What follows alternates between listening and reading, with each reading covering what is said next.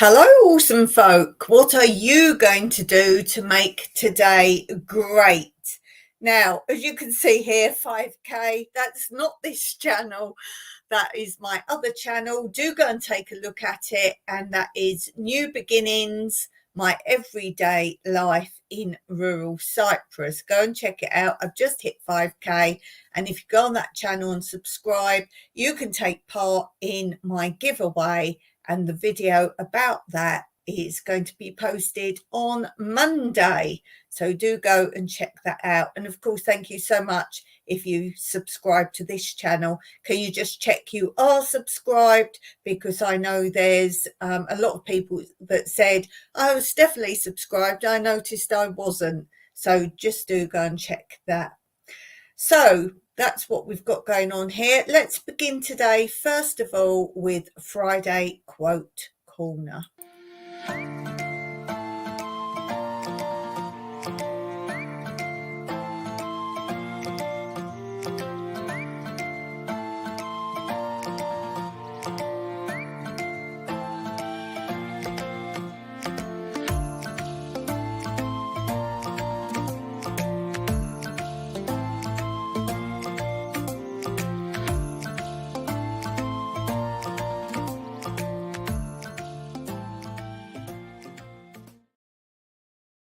And you can see on this channel where I found an old toolbox dumped at the local dump.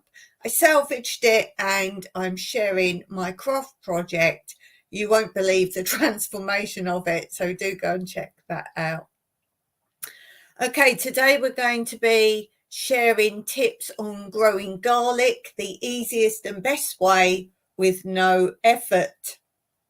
Of course, we're going to have a quiz of today, and let's begin today though with our story time, and today it's going to be a bit more fun history.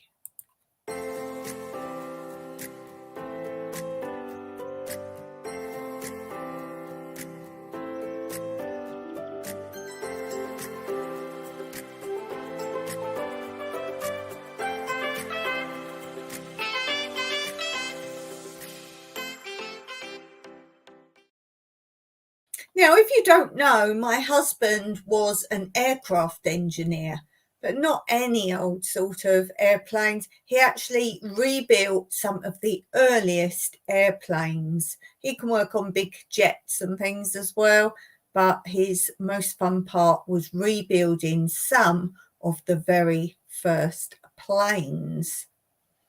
So I thought that would be inspiration today to talk a little bit about original airplanes, maybe a Fokker triplane or a Sopwith Camel. What ones do you know of? I don't know any of them. I just know them from him. And it says, in 1914, airplanes were extremely primitive. They were also very unreliable and highly dangerous. Losses were very high indeed, especially amongst new pilots. At the start of the war, planes did the same job as the observation balloons. Soon their speed and mobility meant that commanders used them for detailed resonance work over army trenches.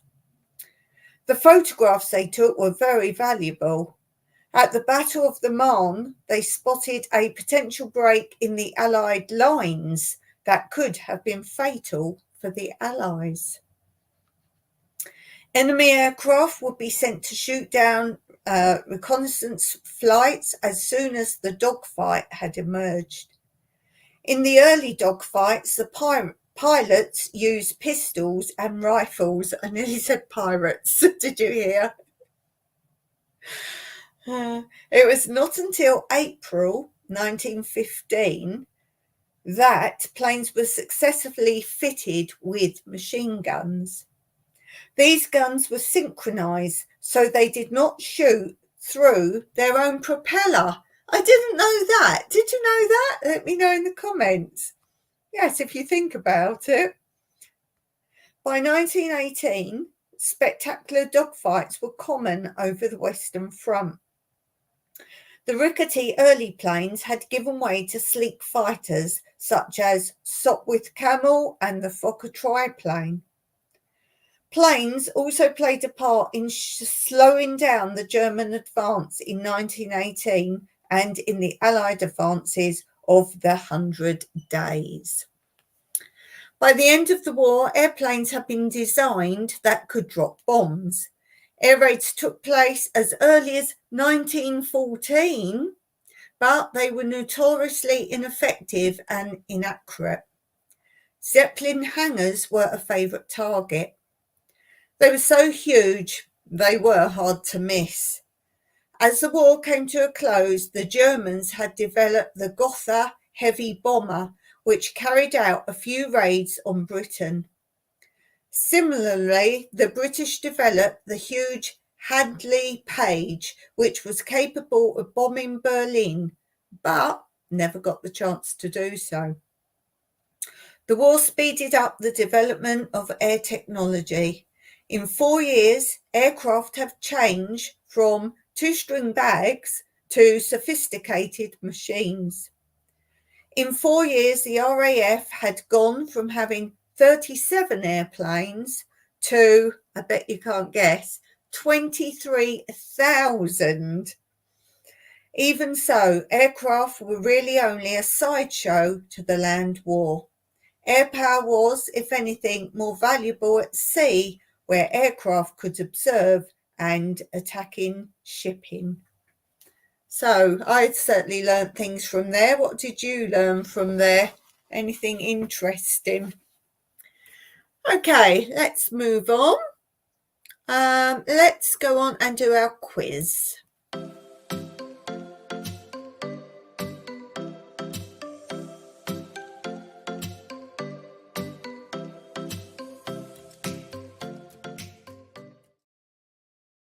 Okay, so what subject have I picked for you today?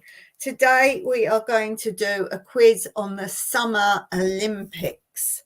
Summer Olympics. And as usual, I'll read the questions first and then I'll go back through them all again and give you the answers. The first question is a marathon race 20 kilometres, 42 kilometres, or 50 kilometres long? So it's a marathon race 20 kilometres, 42 kilometres, or 50 kilometres long. The next question, what is the name of a competitor in a judo fight? I think this is one you either know or you don't know, obviously. The next question, which horse-based sport takes 3 days to complete? Which horse-based sport takes 3 days to complete? The next question. What is the name of the building in which track cyclists compete? Oh, I don't know that. I can picture it, but I don't know the name. Do you? The name of the building in which track cyclists compete? No. And seeing the answer, I've never heard of it. I wonder if you know it. The next question. Who set a world record of 6.14 metres for the pole vault? Who set a world record of 6.14 metres for the pole vault? And these kind of events, as time goes by, they keep smashing the record. They're doing more and more. So the next question is, what is the longest distance race in track athletics at the Olympics? What is the longest distance race in track athletics at the Olympics? And the last one, oh no, 2 more. The next one is, how many Olympics has Jeannie Longo Kiprueli appeared at? 3, 4, or 6? And the last question, in which sport did Mark Spitz win 7 gold medals in 1972? Now, I do know this one, and I'm not a sport fanatic in any shape or form, so I would guess you know the answer. If I know it, you probably know it too. Okay, so let's have a quick interlude and then I will come back to you with the answers.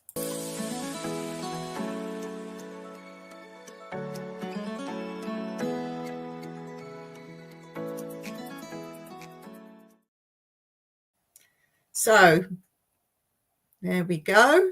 And now let's do the answers. Let's do the answers. The first question was, is a marathon race 20 kilometers, 42 kilometers, or 50 kilometers long? Did you get this? The answer is 42 kilometers. 42 kilometers. The next question was, what is the name of a competitor in a judo fight? And I probably pronounced this wrong, a judoka. Judoka. The next question was, which horse-based sport takes 3 days to complete? And the answer is eventing. Next question, what is the name of the building in which track cyclists compete? I wonder if you know it. Let me know in the comments if you knew this one. The answer is a velodrome. A velodrome. Never heard of that. It's good to learn something new today. Who set a world record of 6.14 meters for the pole vault? And the answer is Sergei Bubka. No idea. The next question was, what is the longest distance race in track athletics at the Olympics? And this is the 50-kilometer race walk. Didn't know that. The next question was, how many Olympics has Jeannie Longo Ciprelli appeared at? 3, 4, or 6? And the answer is 6.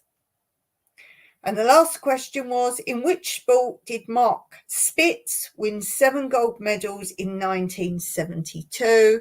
And the answer was swimming. Did you know the answer? It was swimming. So let me know how you did in the comments. Sometimes I pick a subject and people say to me, I didn't think I knew anything about that subject and did really well.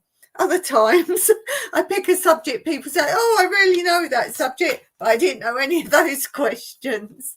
So I'm going to pick another awesome topic next week and see next week if you can answer all the questions or not. So quite a fun little one today. Okay, let's have a quick interlude before we move on to our next section.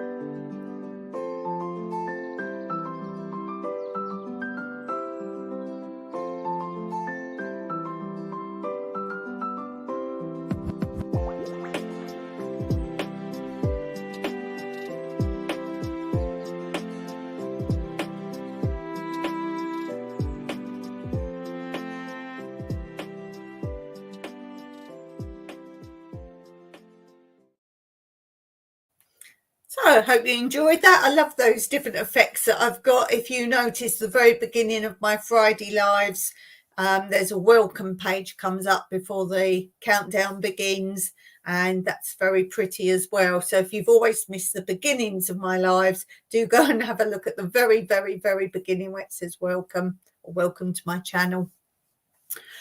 Okay, we're going to now do about growing garlic the easiest and best way with no effort. And then I will come back to you and we will do a question of the day, a great question. So don't miss that. Stay tuned. And as I always say, I do Friday film footage because sometimes I like to show you things that I obviously can't do if I'm sat here. So we will do some Friday film footage, and this will be the easiest way for me to show you the garlic and explain things to you. So check it out.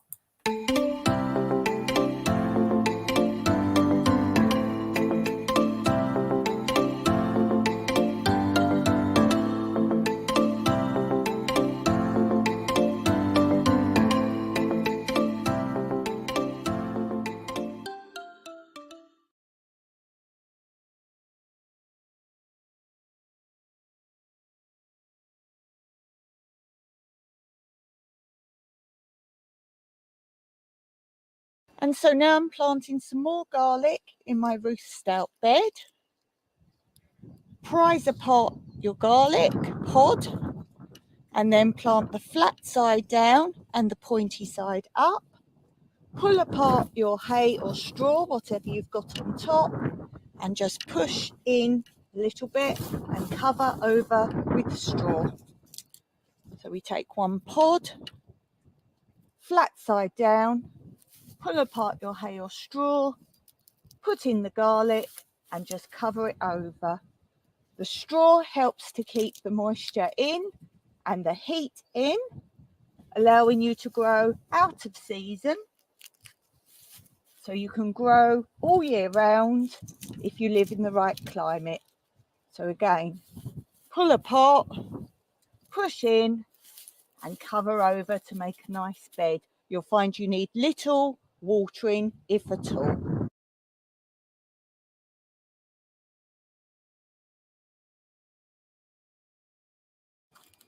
And so here I am planting some garlic in a tire with lots of straw on top. All you need to do is use a little dibber or something, or even your finger, just slightly go under the straw. You can even just pull the straw apart and then place your piece of garlic, as I said before, with the flatter bit down and the pointy bit up, just slightly in the ground, cover over well with the straw. If you want to add some more straw to layer on top, that will keep the earth wet and moist when it rains, so you need little watering, and also the straw makes a nice warm bed so they can grow in temperatures where you might not normally be able to grow.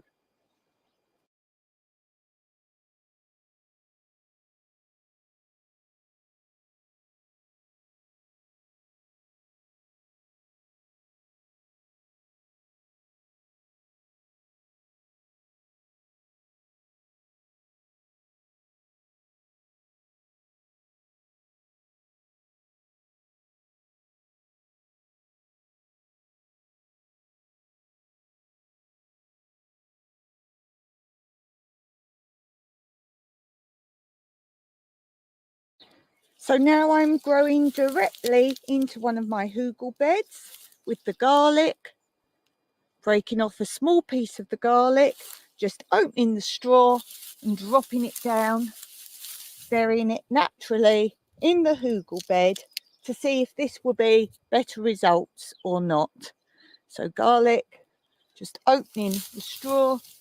Like nature allows things to grow as seeds drop naturally, I'm trying to do this with the garlic, just placing some garlic, opening the straw, dropping it down and covering it over.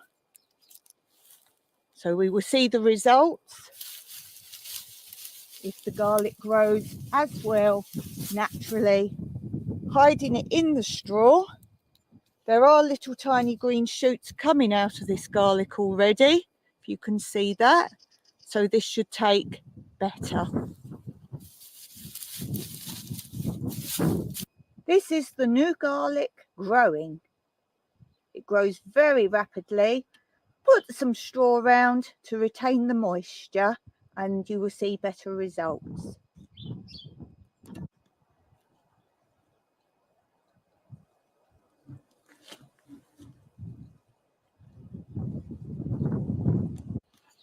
And this is the final result of my garlic. What a wonderful size. You can eat some, and you can even put some of the pods back into the ground to regrow next year. Just break off a segment and then put it in the ground with the pointy bit up and the more solid base piece downwards, just a little way into the ground, and you will see great results very soon.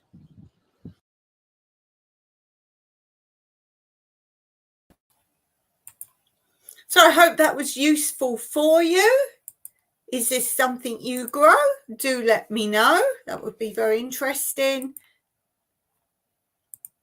So do let me know if you grow garlic, and do you prefer to grow them in pots or, as I do, more naturally? So let me know on that. And let's do now question of the day.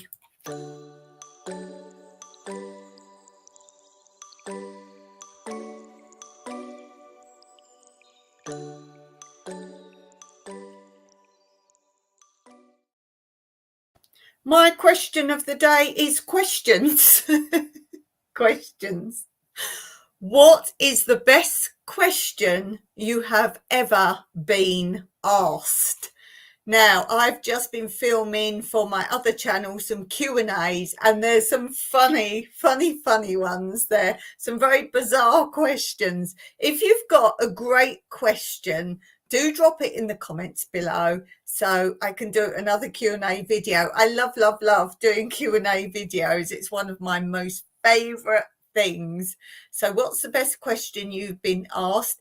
And if there isn't any great questions you've been asked, then just ask me the most ultimate question you can think of. It can be funny, it can be serious, it can be random.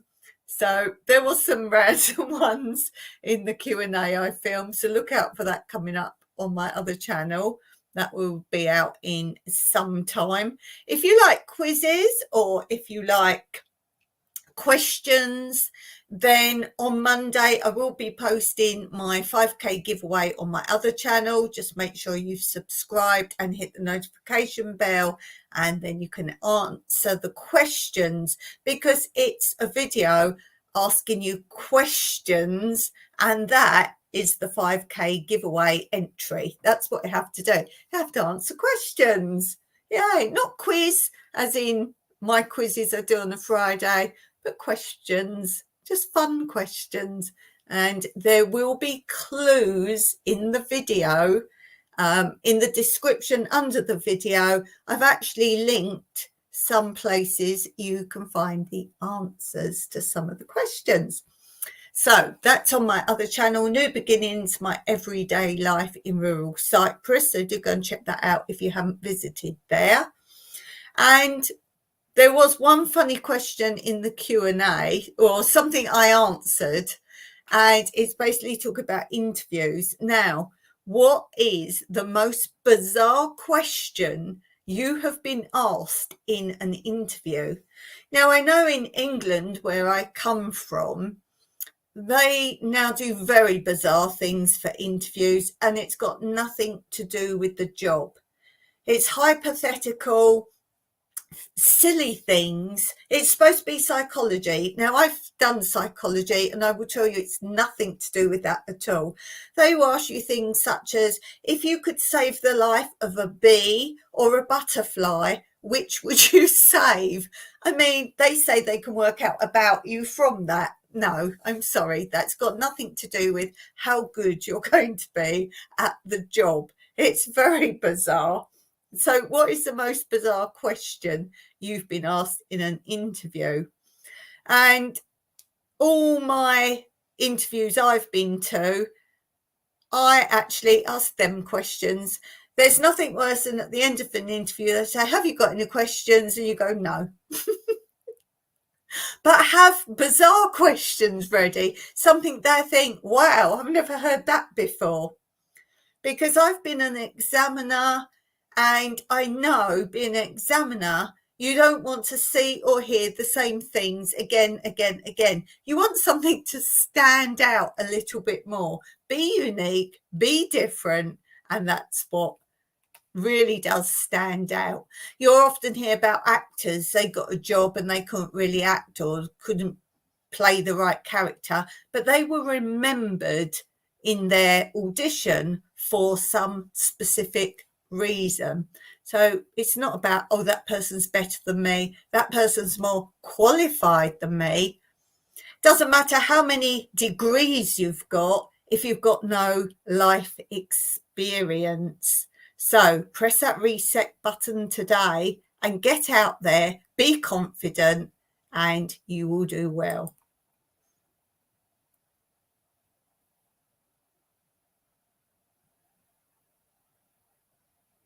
So that's my little tip for you today.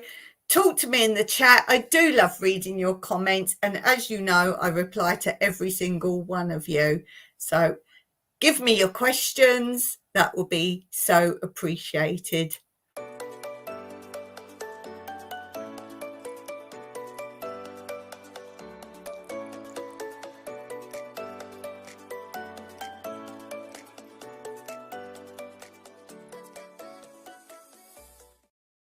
So I'm going to finish there today. Thank you so much for being here. Thank you for all your support and your comments. And I will see you next Friday. Or check out my other channel, and that has lives on Monday and on Wednesdays. So check that out as well. Until next time, remember, go and do something great today. Make today count.